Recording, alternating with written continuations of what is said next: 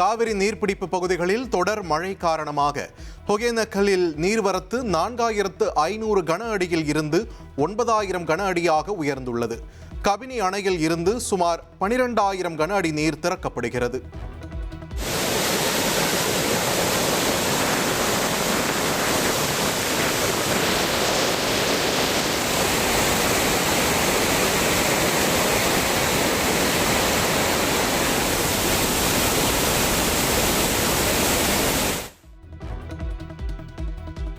மேட்டூர் அணையில் இருந்து திறக்கப்படும் நீரின் அளவு 1500 இருந்து 2000 கன அடியாக உயர்ந்துள்ளது. அணைக்கு நீர்வரத்து 6179 கன அடியாக உயர்ந்துள்ள நிலையில் அணையின் நீர்மட்டம் 81.31 அடியாக உள்ளது. சென்னை எண்ணூர் கழிமுகம் அருகே கொசஸ்தலை ஆற்றில் டன் கணக்கில் மீன்கள் செத்து மிதந்ததால் அதிர்ச்சி. மடவை, கிழங்கான், இறால், நண்டு உள்ளிட்டவை செத்து மிதந்த நிலையில் ரசாயன கழிவுகள் ஆற்றில் கலந்ததே இதற்கு காரணம் என மீனவர்கள் புகார் தெரிவித்துள்ளனர். எண்ணூர் கழிமுகத்தில் மீன்கள் செத்து மிதந்ததை அடுத்து மீனவர்கள் சாலை மறியலில் ஈடுபட்டனர். ரசாயன கழிவுகள் ஆற்றில் கலப்பதை தடுக்க உரிய நடவடிக்கை எடுக்கவில்லை என கூறி ஆர்ப்பாட்டத்தில் ஈடுபட்டதால் பரபரப்பு.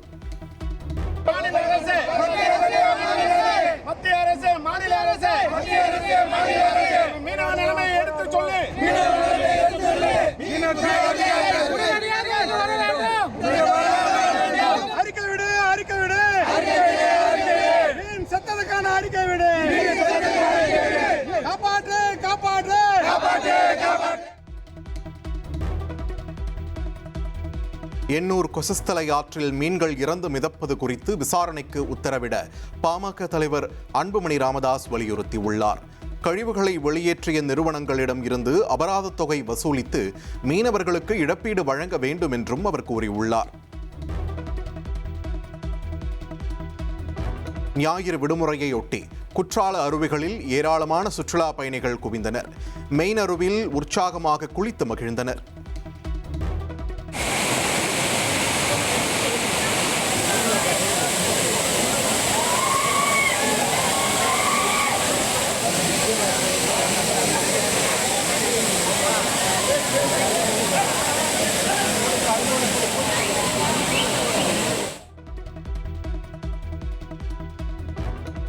தமிழகத்தின் உள் மாவட்டங்களில் வரும் 19ஆம் தேதி வரை வெப்பம் அதிகரிக்கும் என்று வானிலை ஆய்வு மையம் தெரிவித்துள்ளது.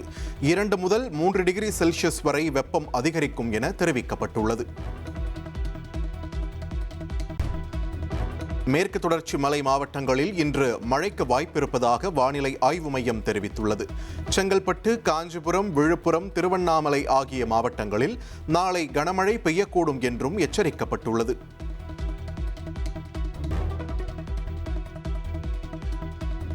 சென்னையில் நடைபெற்ற திமுக வழக்கறிஞர்கள் அணி ஆலோசனை கூட்டத்தில் மேகதாது அணை, கோவை மாணவர் கொலை உள்ளிட்ட 6 விவகாரங்கள் தொடர்பாக 6 தீர்மானங்கள் நிறைவேற்றப்பட்டுள்ளன. எதிர்க்கட்சித் தலைவர் உதயநிதி கைது செய்யப்பட்டதற்கும் கண்டன தீர்மானம்.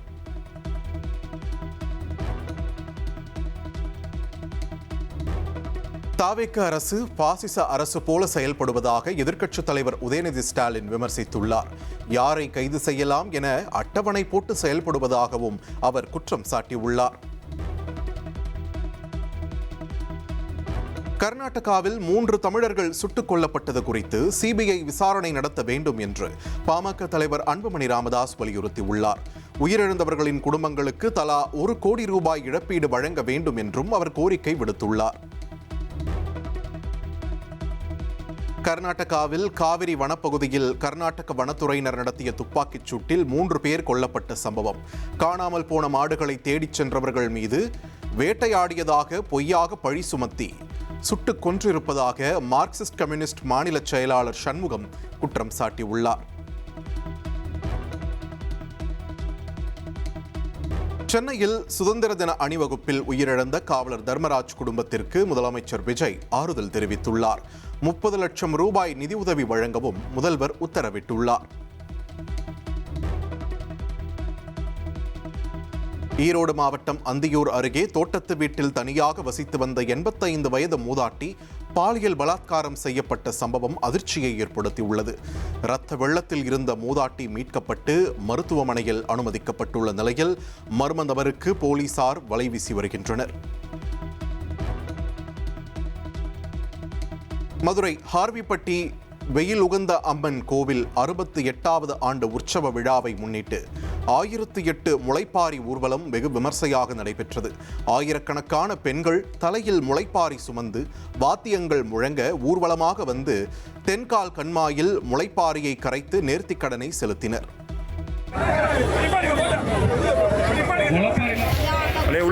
உள்ள போய் வெயிட் பண்ணுங்க.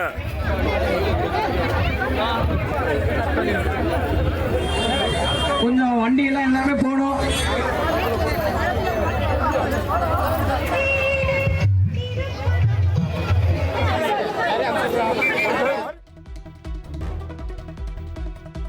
பழனி தண்டாயுதபாணி சுவாமி கோவிலில் ஞாயிற்றுக்கிழமை விடுமுறையை முன்னிட்டு ஆயிரக்கணக்கான பக்தர்கள் குவிந்துள்ளனர். அறுபடை வீடுகளில் 3ஆம் படை வீடான தண்டாயுதபாணி சுவாமி திருக்கோவிலில் காலை முதல் பக்தர்கள் கூட்டம் அதிகரித்து காணப்படுகிறது.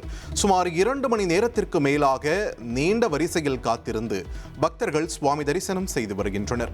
ரோப்கார் சேவை வருடாந்திர பராமரிப்புக்காக நிறுத்தப்பட்டுள்ளதால் விஞ்ச் மற்றும் நடைபாதை வழியாக பக்தர்கள் மலையேறி சுவாமி தரிசனம் செய்து வருகின்றனர்.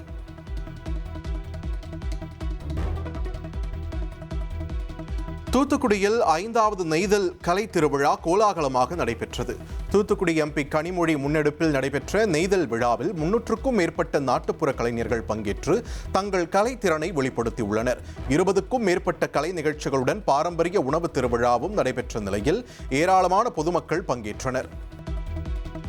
திருப்பூர் மாவட்டம் அவிநாசியை அடுத்துள்ள உமையஞ்செட்டிப்பாளையத்தில் தோட்டத்தை சுத்தம் செய்தபோது கால் தவறி 200 அடி ஆழ கிணற்றில் விழுந்த 83 வயது முதியவரின் உடல் 30 மணி நேர போராட்டத்திற்கு பிறகு மீட்கப்பட்டுள்ளது. வால்கிணறு தோட்டத்தின் உரிமையாளர் பழனிசாமி தனது கிணற்றின் பக்கவாட்டு சுவரில் நின்று கொண்டு களைச்செடிகளை வெட்டி சுத்தம் செய்தபோது எதிர்பாராத விதமாக கிணற்றுக்குள் தவறி விழுந்துள்ளார். இதையடுத்து தகவலறிந்து வந்த அவிநாசி தீயணைப்பு மற்றும் மீட்பு படையினர் மின் மோட்டார்கள் மூலம் தண்ணீரை இறைத்து கிரேன் உதவியுடன் தீவிர தேடுதல் வேட்டையில் ஈடுபட்டு பழனிசாமியின் உடலை மீட்டனர். அப்போது அவரின் உறவினர்கள் உடலை பார்த்து கதறி அழுதது பெரும் சோகத்தை ஏற்படுத்தியுள்ளது. தொடர்ந்து முதியவரின் உடல் பிரேத பரிசோதனைக்காக அனுப்பப்பட்ட நிலையில் திருமுருகன்பூண்டி போலீசார் வழக்கு பதிவு செய்து விசாரித்து வருகின்றனர். ஞாயிற்றுக்கிழமை என்பதால் வேளாங்கண்ணி பேராலயத்தில் பக்தர்கள் கூட்டம் அலைமோதியது. தமிழ்நாட்டின் பல்வேறு மாவட்டங்கள் மட்டுமின்றி அண்டை மாநிலங்களில் இருந்தும் பல்லாயிரக்கணக்கான பக்தர்கள் குடும்பத்துடன் வேளாங்கண்ணி வந்து மாதாவை தரிசனம் செய்து பிரார்த்தனையில் ஈடுபட்டனர். மேலும் குடும்பத்துடன் வேளாங்கண்ணி கடலில் குளித்தனர். இதனால் வேளாங்கண்ணி கடற்கரை பகுதி விழாக்கோலமாக காட்சியளித்தது.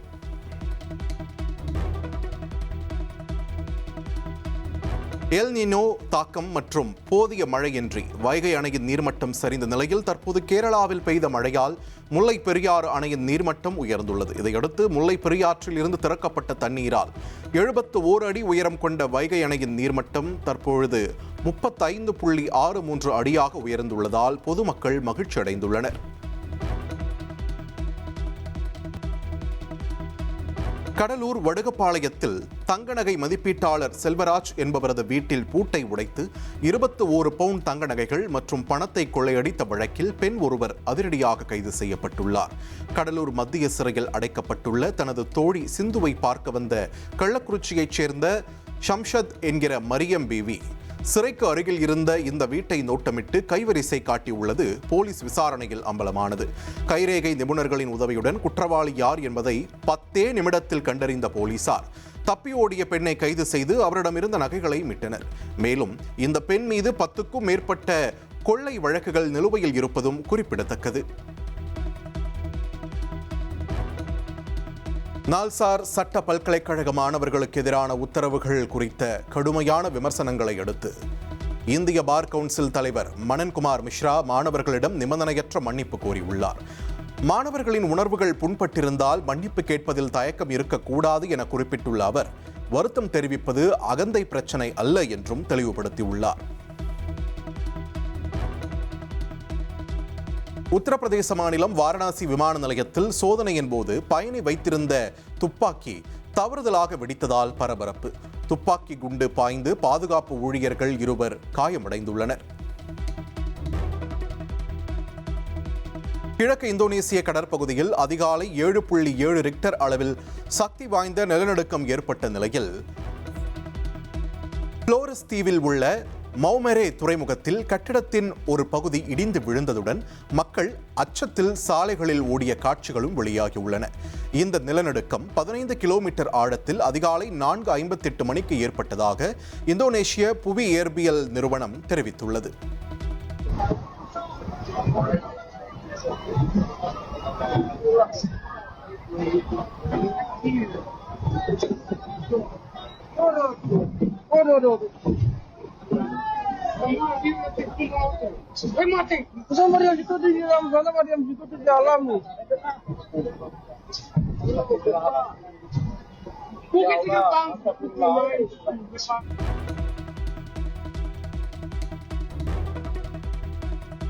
யுக்ரைன் தலைநகர் கியூ மீது ரஷ்ய படைகள் நடத்திய ஏவுகணை தாக்குதலில் நகரின் 2 பகுதிகளில் தீப்பற்றியது. கியூ நகர மேயர் விட்டாலி கிளிட்ஸ்கோ வெளியிட்டுள்ள தகவலில் இந்த தாக்குதலில் 2 பேர் காயமடைந்ததாக தெரிவிக்கப்பட்டுள்ளது. போச்சாய்னா மெட்ரோ நிலையத்திற்கு அருகே உள்ள புத்தகச் சந்தையில் ஏற்பட்ட தீயை தீயணைப்பு வீரர்கள் போராடி அணைத்தனர்.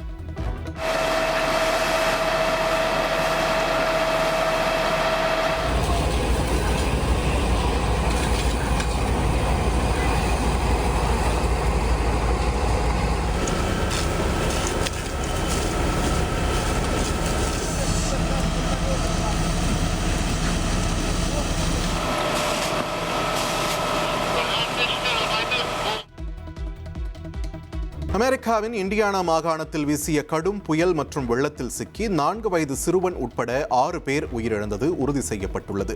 பாதிக்கப்பட்ட பகுதிகளுக்கு அரசின் அவசர உதவி வழங்கப்படும் என்று அதிபர் டொனால்ட் ட்ரம்ப் உறுதியளித்துள்ளதாக ஆளுநர் தெரிவித்துள்ளார். பிரெஞ்சு ஆதிக்கத்தில் இருந்த புதுச்சேரி இந்தியாவுடன் இணைந்த நாள் இன்று கொண்டாடப்பட்டது. கீழூர் நினைவிடத்தில் உள்துறை அமைச்சர் நமச்சிவாயம் தேசிய கொடி ஏற்றினார்.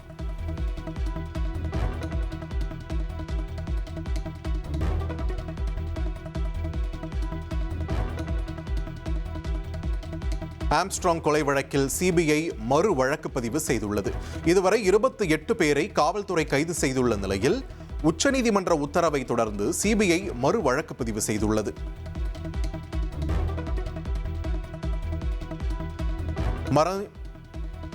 மறைந்த இயக்குநர்கள் பாரதிராஜா, பாக்யராஜ் ஆகியோருக்கு சென்னையில் புகழஞ்சலி நிகழ்ச்சி நடைபெற்றது. சென்னை கலைவாணர் அரங்கில் நடைபெற்ற நிகழ்ச்சியில் பாரதிராஜா, பாக்யராஜ் சிலைகளை நடிகர் கமல்ஹாசன் திறந்து வைத்தார். சென்னையில் அதிவேகமாக வந்த கார் கட்டுப்பாட்டை இழந்து ஆளுநர் மாளிகை சுற்றுச்சுவரில் மோதி விபத்திற்குள்ளானது. காரில் இருந்த 5 பேர் காயமடைந்த நிலையில் காரை பறிமுதல் செய்து போலீசார் தீவிர விசாரணை நடத்தி வருகின்றனர்.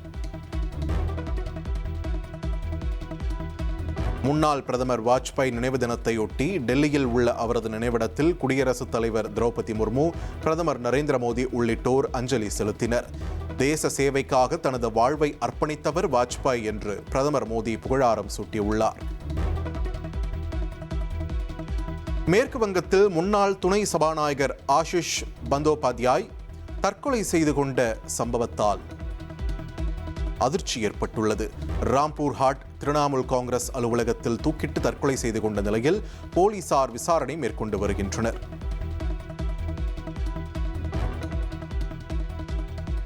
ஜார்க்கண்டில் தேர்வு முறைகேடுகளை கண்டித்து மாணவர்கள் நடத்தி வரும் உண்ணாவிரத போராட்டம் 13 நாட்களாக தொடர்கிறது. உண்ணாவிரதத்தில் ஈடுபட்டுள்ளவர்களின் உடல்நிலை கடுமையாக பாதிக்கப்பட்டுள்ளதால் மாணவர்கள் கவலையடைந்துள்ளனர்.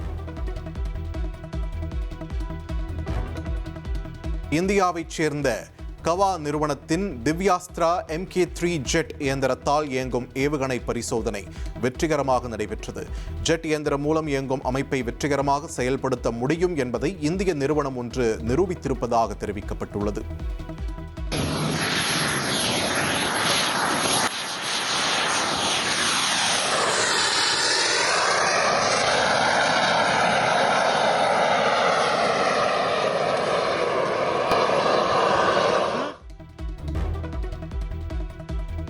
பிரதமர் நரேந்திர மோடி தனது இல்லத்தில் கன்றுக்குட்டிகள் மயில்களுக்கு உணவளிக்கும் வீடியோவை இன்ஸ்டாகிராமில் பதிவிட்டுள்ளார்.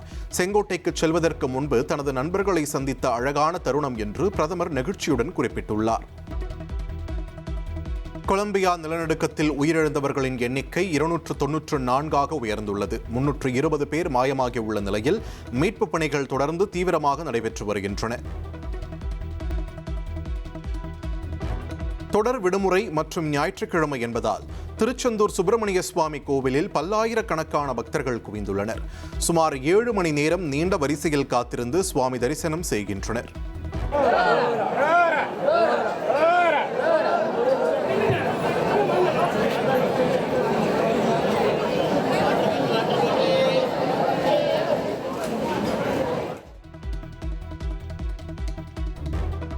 பழனி தண்டாயுதபாணி சுவாமி கோவிலில் சுவாமி தரிசனம் செய்ய ஆயிரக்கணக்கான பக்தர்கள் வருகை தந்துள்ளனர். பராமரிப்புக்காக ரோப்கார் சேவை தற்காலிகமாக நிறுத்தப்பட்டுள்ளதால் பக்தர்கள் விஞ்ச் மற்றும் நடைபாதை வழியாக சென்று சுவாமி தரிசனம் செய்கின்றனர். விடுமுறை தினம் என்பதால் திருவண்ணாமலை அண்ணாமலையார் கோவிலில் பக்தர்களின் வருகை அதிகரித்துள்ளது. பக்தர்கள் சுமார் 3 மணி நேரத்திற்கு மேலாக நீண்ட வரிசையில் காத்திருந்து சுவாமி தரிசனம் செய்கின்றனர்.